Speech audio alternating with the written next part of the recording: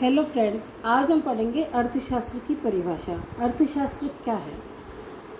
सबसे पहले अर्थशास्त्र का प्रादुर्भाव लगभग 18वीं शताब्दी 1776 में एडम स्मिथ की पुस्तक an inquiry into the nature and wealth causes of wealth of nations ये प्रकाशित हुई थी और इसी के साथ अर्थशास्त्र का जन्म हुआ। अर्थशास्त्र की सर्वप्रथम परिभाषा एडम स्मिथ द्वारा दी गई और यह परिभाषा एडम स्मिथ के शब्दों में अर्थशास्त्र धन का विज्ञान है। Economics is the science of wealth. उस समय इस परिभाषा को धन संबंधित परिभाषा कहा गया, लेकिन इस परिभाषा की कई कमियां थी। इस परिभाषा से अर्थशास्त्र का उतना विकास नहीं हो पाया जितना अर्थशास्त्र हक रखता, अपना अधिकार रखता था, और इससे लोग धीरे धीरे धन संबंधित सिर्फ धन का विज्ञान मानने की वजह से लोग अर्थशास्त्र को एक हीन दृष्टि से देखने लगे और अर्थशास्त्र का उतना विकास नहीं हो पाया। लेकिन धीरे धीरे कल्याणवादी अर्थशास्त्री आए, मार्शल, पिगू, वालरस। इन लोगों ने कल्याण संबंधित परिभाषा दी। प्रोफेसर मार्शल के शब्दों में अर्थशास्त्र जीवन के साधारण व्यवसाय में मानव जाति का अध्ययन है, अर्थात समस्त मानव जाति के अध्ययन को अर्थशास्त्र के अंतर्गत सम्मिलित कर लिया।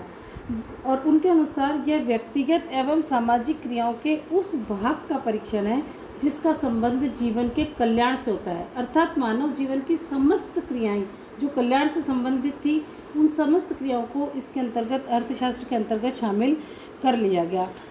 धीरे धीरे इस परिभाषा में भी कमियां आई और इस परिभाषा की वजह से अर्थशास्त्र का कुछ विशेष क्षेत्र निर्धारित नहीं हो पाया, क्योंकि फ्रेंड्स, क्या मानव जीवन की कोई ऐसी क्रिया है जो कल्याण से संबंधित नहीं है? सभी क्रियाएं कल्याण से संबंधित है, और इस स्थिति में भी अर्थशास्त्र का विशेष क्षेत्र निर्धारित करना बड़ा कठिन हो गया। और विभिन्न आलोचकों ने अर्थशास्त्र की इस परिभाषा की भी आलोचना की। इसके पश्चात सन 1932 में प्रोफेसर रॉबिन्स द्वारा चयन संबंधित परिभाषा दी गई। इसी परिभाषा को दुर्लभता संबंधित परिभाषा भी कहा गया। प्रोफेसर रॉबिन्स के अनुसार अर्थशास्त्र चयन का विज्ञान है। Economics is the science of choice. ये परिभाषा प्रोफेसर रॉबिन्स द्वारा दी गई सन 1932 में। इस परिभाषा के मूलभूत 3 तत्व थे। इनमें 3 तत्वों को शामिल किया गया। सबसे पहला साधन सीमित है, अर्थात हमारे पास सभी साधन सीमित है, चाहे पैसा हो, चाहे संसाधन हो, चाहे प्राकृतिक संसाधन हो, चाहे समय हो, किसी भी प्रकार का संसाधन हो, हमारे पास सभी संसाधन सीमित मात्रा में हैं। ऐसा नहीं है कि हमारे पास असीमित मात्रा में संसाधन उपलब्ध हैं।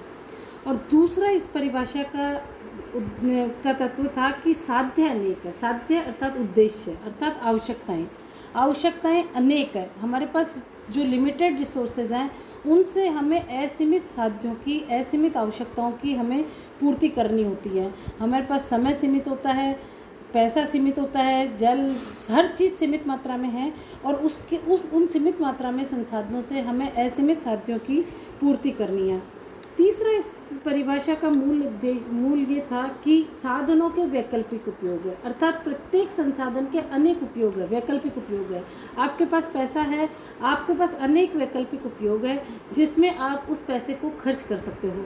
जैसे आपके पास 100 रुपये हैं, उस 100 रुपये के अनेक वैकल्पिक उपयोग है। उस 100 रुपये से आप एक किताब खरीद सकते हैं, एक रेस्टोरेंट में जाके खाना खा सकते हैं, आप थिएटर में जाकर मूवी देख सकते हैं, और अनेक ऐसे काम हैं जो उस 100 रुपये से आपके पास करने के लिए विकल्प उपलब्ध होते हैं।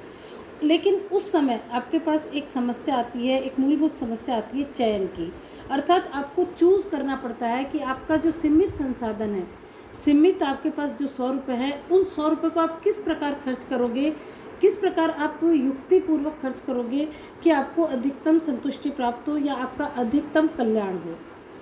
तो यही चयन अर्थशास्त्र सिखाता है, और इसीलिए अर्थशास्त्र को चयन का विज्ञान कहा गया है।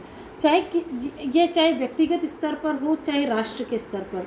एक राष्ट्र को भी हर समय चयन करना पड़ता है। उसे ये चयन करना पड़ता है कि उसे ब्रेड ज़्यादा बनाने हैं, चॉकलेट ज़्यादा बनाने हैं, उपभोक्ता की वस्तुएं ज़्यादा बनानी हैं, या वेपन्स ज़्यादा बनाने हैं, रक्षा सामग्री ज़्यादा बनानी है, या विकास से संबंधित ज़्यादा सामग्री बनानी है या स्पेस पर खर्च करना पड़ता है। तो एक राष्ट्र के समक्ष भी ये समस्त समस्याएं मिलती है और एक व्यक्ति के समक्ष भी ये समस्त समस्याएं होती है।